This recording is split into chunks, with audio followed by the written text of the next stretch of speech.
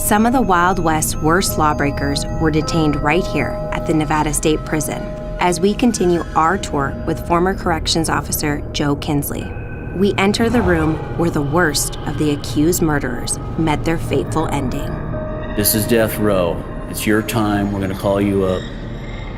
Generally, when it was time to call an inmate up to put him to sleep, the inmates knew their fate. The cell just closed on us, and that kind of makes me a little nervous. Is that made out of toothpaste, that Jesus cross? Probably. Yeah. Did you see the Jack Nicholson picture? Yeah.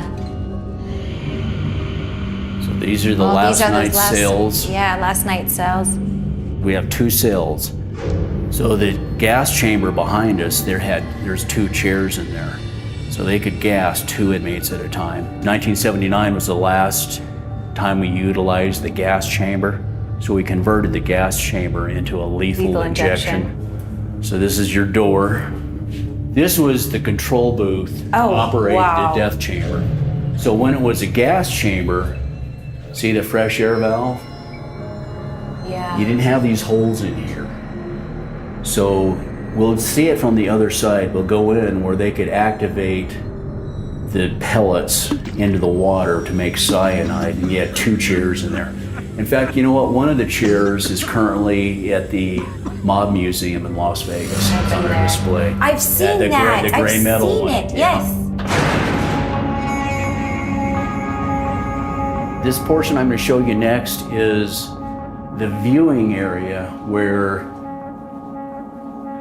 the victim's family could come in and watch the perpetrator get put to sleep, or it could be a judge that handled the case, or sometimes it might even be the murderer's family might want to watch their loved one go. So notice these pictures here. Now, here at Nevada State Prison, we had the gallows. We used to hang inmates here. This is the first guy here executed or hung in 1903. Like I said, we have 2 full-size graveyards on this property. His headstone's one of the largest. It's still out there. These guys were all hung. This is the only guy that got shot by a firing squad. So these guys, they were all gassed. Right up into this guy. 1979, he was the last guy. And then we start the lethal injection. When I worked here, I dealt with these guys. It's crazy to think that you worked alongside these guys here. As night falls, we're heading to meet Susan Bernard, who runs the prison's paranormal operations. We're heading straight to the death chamber.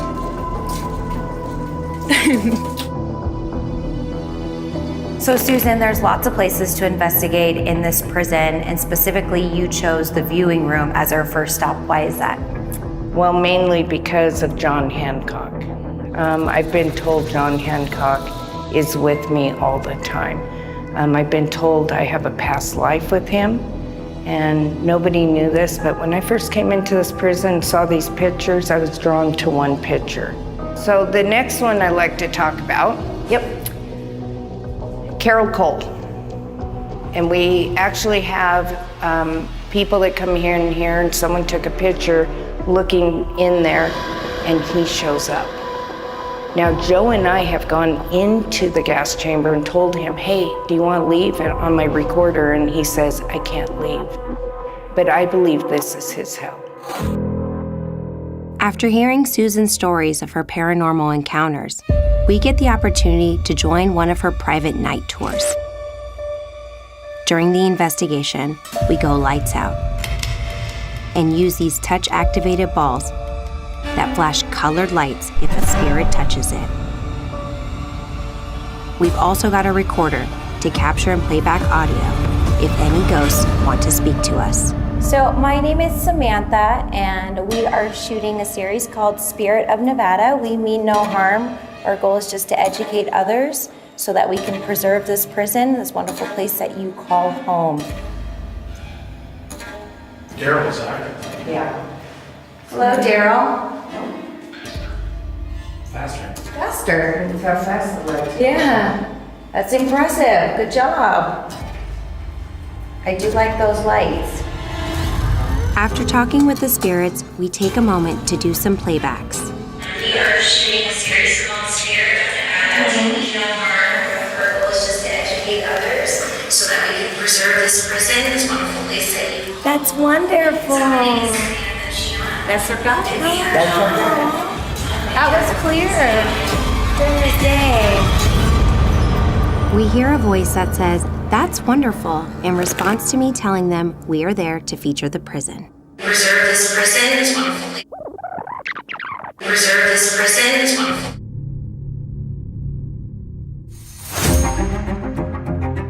Now we're heading to a different part of the prison with paranormal investigator Brent Burris, who is one of Susan's repeat guests. This prison looks a lot different at nighttime than it does during the day, that's for sure.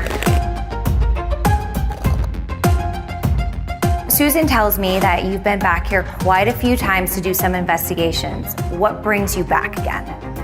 The activity, and you develop a rapport with the spirits here. You get that, okay, now they're familiar with you and they're just going to interact with you. And you know you'll be walking by yourself and you just hear the footsteps, they're walking next to you. So it is the coolest feeling in the world, knowing that, you know, this isn't all there is. Brent is using the eddy meter to detect vibration and pressure to see if there's any spirit energy in the cell block that wants to make contact. The wand will not set it off. Yep. If I tap on the bars, it will. Yes. Stomping on the floor will not put enough vibration Nope. to set off the box. That's because on the correct. bottom it has the vibration. You have to literally pound on it to get it to go off. All right, gentlemen, I am back from last year. I hope you do remember me. If not, you know, my name is Brent. I have brought some friends with me tonight to try to communicate with you. So if you would, I've got two small balls here on the cell blocks. You see they'll light up if you touch them. And over here with this little box on the bar, okay, if you touch it, it will light up like a Christmas tree. And I love Christmas. I've learned to use that connotation with them. A lot of times they don't know what a box is, or they don't put two and two together. And you say touch it and use something that they could remember. There we go, see? Use that something familiar that they'll know, like a Christmas tree. Okay, Christmas tree lights. Yes, look at it's lighting up. Thank right you very now. much for doing that. So you got that. There's 4 different colors yay. there. So we are That good, was very guys. Thank you nice. very much. We were in Unit 12 last night. I was speaking with Neil Pitney, and Brent and myself were both talking to him. And at the exact same time, both of our GoPros went off. Meanwhile, in another room, Susan and her team hear a cry for help.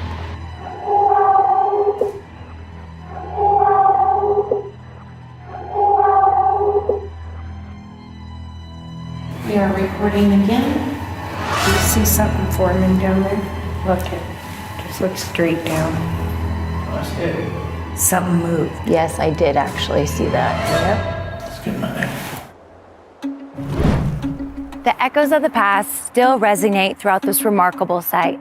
Is it a place steeped in history? Or haunted by restless spirits? Or perhaps a bit of both? That's a question I'll leave you to answer. Until next time, I'm Samantha Chion. Spirit of Nevada is proudly brought to you by Richard Harris Law Firm. For more information, visit richardharrislaw.com. Watch new episodes of Spirit of Nevada on the channels listed below.